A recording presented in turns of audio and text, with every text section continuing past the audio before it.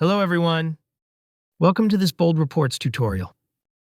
In this video, I'll guide you through the step-by-step process of embedding a report from the report server in a Blazor WebAssembly application. The report server is a powerful application that allows you to store, manage, and deliver reports for your users. Embedding the report server in your application provides seamless access to your reports, so you don't need to switch between different applications. I have already installed the .NET SDK on my machine. Let's start by creating a new Blazor WebAssembly application using this command and naming it Report Viewer App.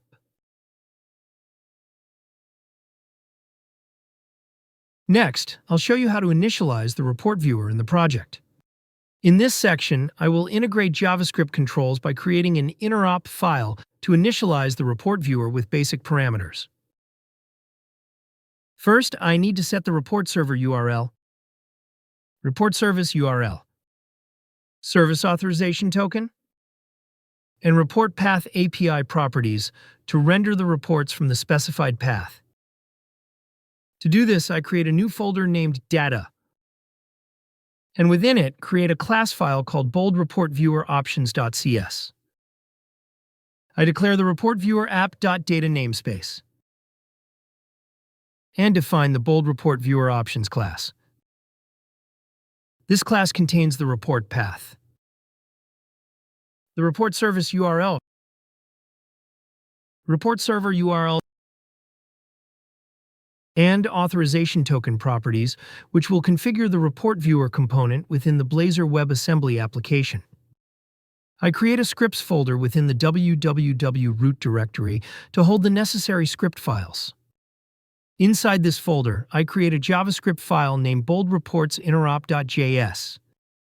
In this file, I add the render viewer function to invoke the Bold Report Viewer JavaScript control within the project.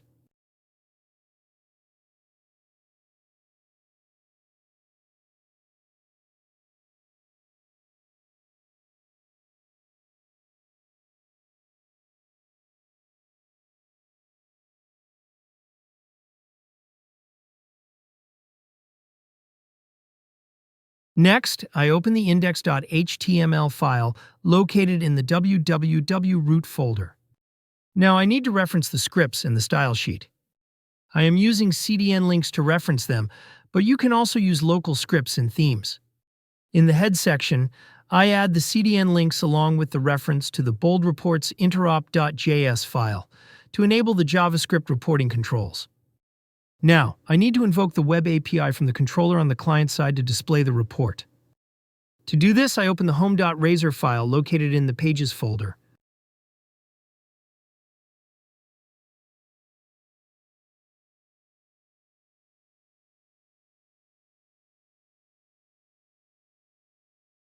And add the report viewer app.data namespace, where report viewer app is the name of the application.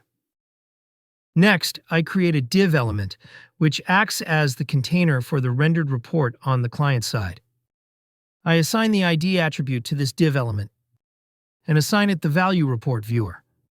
The ID attribute uniquely identifies the HTML element. I also use the style attribute to add inline styles, setting both the width and height of the div.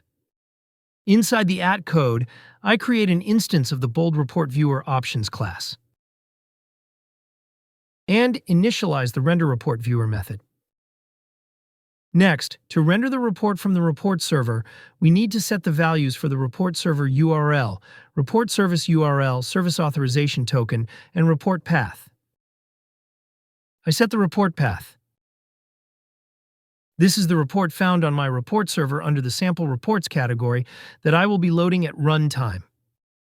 I add the report service URL. This URL specifies the Web API service URL.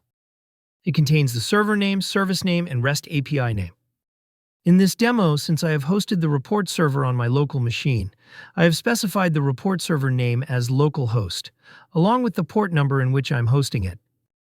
Next, I add the report server URL. It specifies the server name and the site information. Finally, I need to add the authorization token. I log into my report server and open the user profile page. I click the personal access token from the top pane. I click the Generate Token button and copy it. Then I add the invoke void async method to invoke the render viewer JavaScript function asynchronously. I add the onAfterRender method within the code, which is called after the report has been rendered. Now everything is ready to run the application. So I run this command, and a URL is generated. I copy the URL, load it in the browser. And as you can see, the sales order detail report is successfully rendered. In this video, you have seen how to embed a report from the report server in a Blazor WebAssembly application. If you found this video helpful, don't forget to like and subscribe to our channel for more tutorials like this. Thanks for watching.